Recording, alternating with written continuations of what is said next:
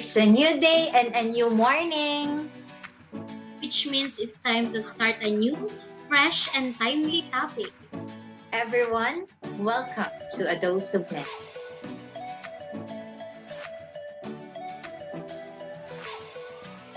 Hello everyone, we are now live and alive for today's episode. Good morning, partner. Yes naman. Good morning, partner. Parang ang saya-saya natin ngayong araw. Yes, partner, I am really happy today because we are going to solve one of the problems of the teachers. Can you guess it, partner? May kinalaman ba ito sa mga linya ng mga guro at mga students natin? Tulad ng, ang boring naman ng klase natin sa English. Hindi na naman nakinig ang ating mga estudyante. Nakuha mo, partner. Ang galing mo naman.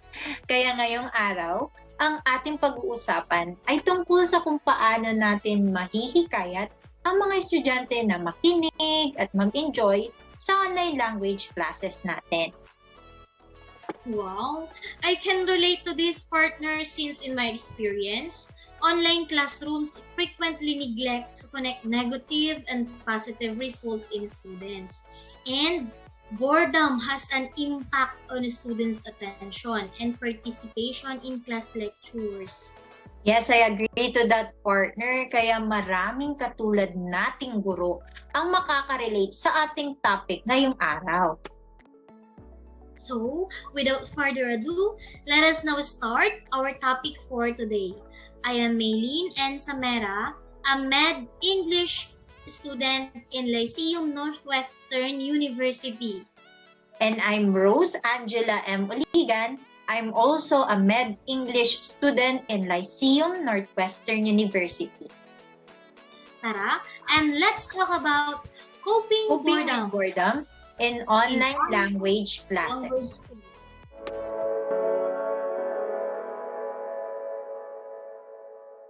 It has been over a year since the COVID-19 pandemic broke out and changed our students' lives dramatically, raising questions about their ability to endure a prolonged crisis with potentially long nationwide closures and other significant challenges. That's why it is reasonable to ask at this time to what extent our students have been able to cope with the current situation so far, what their concerns are, or whether familiarity with the new reality has altered their attitudes, actions, and perspective during this situation, most especially in the online learning. Because of this situation, partner, we English teachers, we often encounter challenges and problems toward our online language classes. One of these is the online boredom of the students. I agree, partner. That's why in today's episode, we are going to try to answer one of the most often asked questions. Number one, what causes boredom in an online language class? Ano-ano nga ba yung mga dahilan? Bakit sila naboboring? Number two, how can the learners cope with online language learning boredom and improve teacher-learner roles in knowledge constructions? Yes, so before we go to the most often asked questions, let me share to you a statement that describes the behavior of many bored students. According to George Boschne, a German dramatist, most people pray only out of boredom. Others fall in love out of boredom. Still others are virtuous or depraved. Although this description is from a very different time and context, it may still accurately describe the behavior of many bored students in our online classes. Some of them just hope that the lesson will end quickly, others chat and flirt with their classmates, others fight the boredom and try to be compliant to the teacher and attend to the lesson, and finally, others interrupt the lesson and bother the teacher and their classmates. These examples highlight what each of us knows from our own experience. Let me also explain to our viewers, partner, the importance and our reason why we need to cure the boredom of our students during our online language class. Sure, partner, go ahead. In our episode today, we aim to identify the effect of boredom on students' engagement, which has always influenced interest because it is one of the most common academic feelings experienced by students, causing them to feel more or less enthusiastic to participate in class activities. And there is the growing prevalence of such feelings among adolescents. Thus, its various dimensions should be considered. To begin with, the discussions started with an emphasis on the contrast between students' boredom and the teacher's strategies, which is one of the most radical categories of boredom. The antecedents of boredom, as well as the role of boredom in students' participation, are next considered, necessitating a few alterations in the role of the teachers. Additional to that, partner, we will discuss the causes of boredom, the effect of boredom on students' engagement, and how boredom can be coped with. It should be taken into account that teachers are not just responsible for conveying the pedagogical knowledge in classes. Instead, what seems essential vital is the amount to which teachers make an effort to make the class more interactive and make the task more challenging so that students will feel more focused and less bored. Yes, kaya mas mabuting unahin nating alamin kung ano ang mga dahilan ng mga students natin, kung bakit sila naboboard sa ating language classes. I agree to that, partner. Pero sa tingin mo, ano nga ba ang mga dahilan kung bakit nakakaranas ng pagka-boring ang ating mga estudyante sa kanilang online language class? Una sa lahat, partner, isa na dyan ay ang unstable internet connection which causes attention breakthrough, discontinuing the lectures, demonstrations, or performances. It delays students' learning and understanding and obstructs teachers' talk. Learners are unable to focus and understand the course materials.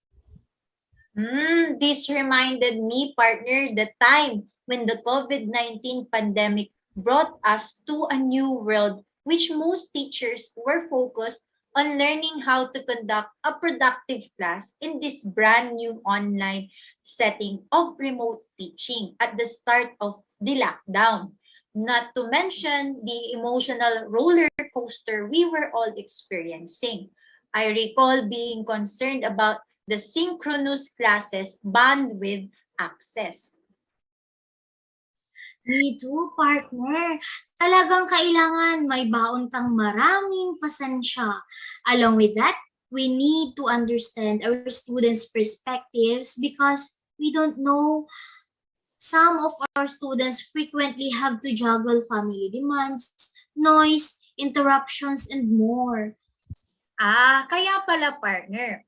Pwede din nating ihalin tulad sa atin kung may mga distractions tayo. Hindi talaga tayo makakapag-focus sa ginagawa natin. Idagdag pa natin, partner, ang non-stop teacher lecture and one-sided communication, which falls under number 2 main causes of boredom in our online language classes. Mas maliit na yung interaction sa pagitan ng guro at mga estudyante. That's why teaching style matters. Along with that, teachers' strict attitudes towards the students. Maka dyan, partner, even though we are using distant learning, the students will feel that the teacher is still in control using this strategy. I also agree to what you have said that if the teacher will not pushes the communication or interaction during classes, students will get bored and will not listen in the discussion part. Students sometimes feel that they are taking up too much of a teacher's time with frequent communications. Teachers may assume that a child who doesn't ask many questions is uninterested or doesn't have any issues to address. Kaya nga, partner, it's up to the teacher to set forth his or her expectations and preferred methods of communication. Idagdag na din natin pala, partner, sa common causes of boredom is the little motivation or concentration breakdown, which is the common most complaints of the students. Sometimes, no motivation can be the problem. At other times, it's merely the symptom of a bigger problem. For example, if you are perfectionist, your lack of motivation may stem from the fear that you won't complete a task flawlessly. Until you address this need to be perfect, your motivation isn't likely to increase. At other times, your lack of motivation may cause you to procrastinate. And the more you procrastinate, the less motivated you feel. In this case, improving your motivation to get work done can help you feel and perform better. That's why I always remind my students, partner, that everyone struggles with motivation issues at one time or another. The way you respond to your lack of motivation is what matters. However, be kind to yourself. Experiment with strategies that increase your motivation and ask for help if you need it. Wow! I hope students who are listening today will get something out of our topic because this is not just for us teachers, but also to all of our students. Yes, partner, I agree to that. So hanggang dito na lang tayo sa main causes. Baka makarami tayo at maboard naman ng ating mga viewers. At least, we have mentioned the main causes of the boredom of our students towards our online language classes. So, klaro na ba tayo sa unang katanungan? Okay, so ngayon naman, dumako na tayo sa pangalawang katanungan. Let us propose a remedy to the dilemma of our teachers since we already know our students' conduct and the primary causes of their boredom. Okay, partner, let me start it by sharing the first solution, which is based from my experience. As I teach my language classes, children listen more when they see pictures or graphics in lectures. A naturally developed interactive class can positively impact students' participation. They need teachable topics related to discussions like storytelling, instant quizzes, questions, answers, audiovisual resources, and etc. that can sustain student motivation. So meaning, partner, the class will be more boring if teachers use the recommended text as teaching resources. Instead, they may use any alternative materials or new sites or the internet to hold learners' attention through activities or gaming which are new to them or not already available in the learners should be used. Yes, partner, you are correct. Very good. So let me share the second solution, partner, which is also based from my experience. In teaching, it shouldn't be teacher-centered. Every student has to attend the class properly. Rewarding systems, including positive reinforcement and grading, can promote students' involvement in decreasing the boring situation. Yes, partner, but I think a class is 100% effective when teachers and students both cooperate. Hindi naman kasi talaga pwede na isa lang ang nag-e-effort, di ba? It should be both, the teacher and the students. Always remember that learning is a shared responsibility. So students must be aware of it.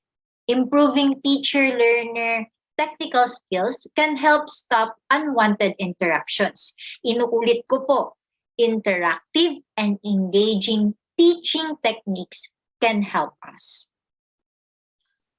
Dahil nabanggit mo naman ang salitang effort, partner, students should train themselves to accept boredom as a transient lack of stimulation and to understand their needs and feelings to attend the tasks with more diligence, sobriety, and engagement. Boredom can be reduced by providing students with options so that they could feel more autonomous in the process of learning.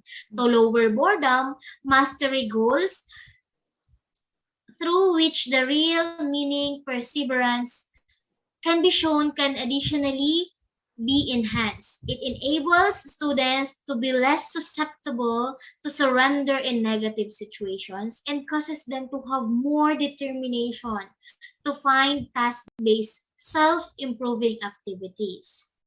Additional to the solution, partner, teachers' enthusiasm about their academic value and about the content of the classes, in addition to respecting students' requirements and attitudes, is another factor that helps one minimize the possibility of feeling bored. Another factor leading to a reduction in boredom is that giving students positive, effective feedback, which leads to believing in their own abilities and overcoming boredom. It has also been reported that even in online classes, students have an inclination to be engaged in discussions, and it is what makes the class more interactive and challenging. Last but not the least, partner, since student motivation and feelings matters in reducing boredom, teachers' questions and given tasks are essential, di ba? Essential talaga yon. Shared activities like passing on answers or scribbling tasks keep the learners alert. Requiring instant oral responses after every small lesson segment will motivate the learners to follow the class. Like what we said a while ago, partner, to be able to help students combat boredom, we must first analyze the underlying causes of boredom. There are two perspectives on how boredom emerges in people in general and in students in particular. According to the educational sciences, boredom is caused by external situational attributes. In contrast to that, partner, boredom is induced by certain dispositional qualities of the person. It is according to personality psychology. So the both points of view don't have to be mutually exclusive. Boredom, according to Fisher, is caused by both internal factors such as personality traits and the external factors such as the task and the environmental impacts. Okay, so now you know, our viewers, our students, how our teachers, how we, your teachers, are important and undescribable because of the strategies and methods they come up to help you, to help our students to learn and be motivated in studying.